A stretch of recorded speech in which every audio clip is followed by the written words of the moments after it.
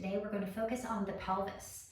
The pelvis is that huge bowl or basin that holds all of your abdominal muscles. It includes your hip bones, part of your spine, this whole area right around here. It's a very stable part of the body, but people do often feel pain there.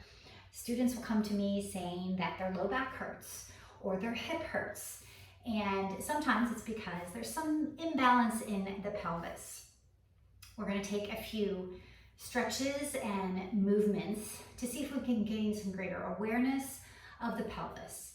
If, of course, at any point you think this is some sort of serious issue that you might be dealing with, please do see your healthcare provider. And if not, give these movements a try. We're going to start lying down on our backs. All you really need is some support for your head if you need it, and then maybe a couple of yoga blocks or even thick books or food storage containers. Just come to lying down, knees bent, feet on the floor. And we're going to take reclined butterfly as our first pose. For that, you bring the soles of your feet together and let your knees open. Here's where your blocks can come in if you would like that support outside of the knees or outside of the thighs. Take just a few moments to notice your pelvis, maybe even rocking back and forth. So sticking your tailbone a little bit more into the ground, and then tucking the tailbone under, sending the front of the pelvis up.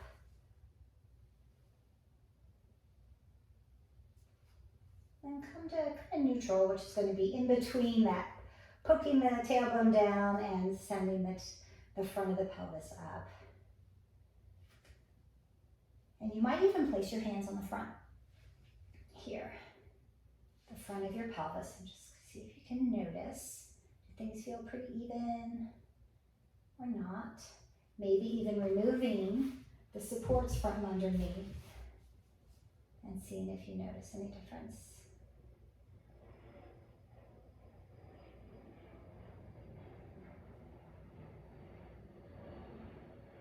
And after you spend a few moments there, we're going to do some butterfly lifts. So we're going to keep our legs right where they are. Shoulders, neck are relaxed. You're going to press into the outside edges of your feet that are touching the ground. You're going to take a breath in, and as you breathe out, press into the outer edges of your feet and lift your hips up. Inhale, lower back down. Exhale, lift. Inhale, lower. Do that a couple more times. Exhale, lift. Inhale, lower. Just kind of notice that whole pelvic area.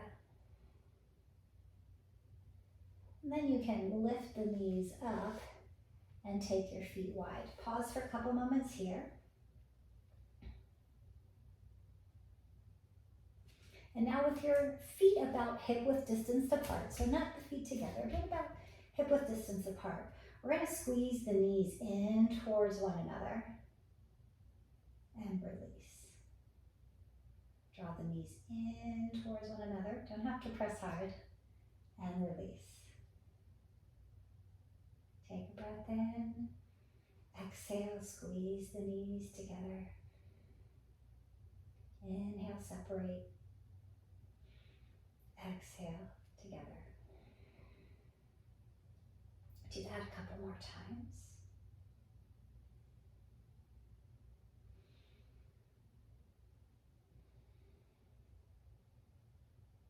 And let that movement go. Pause here. Check in, see if those shoulders are still relaxed. Notice if you're holding any tension in your jaw, let that go.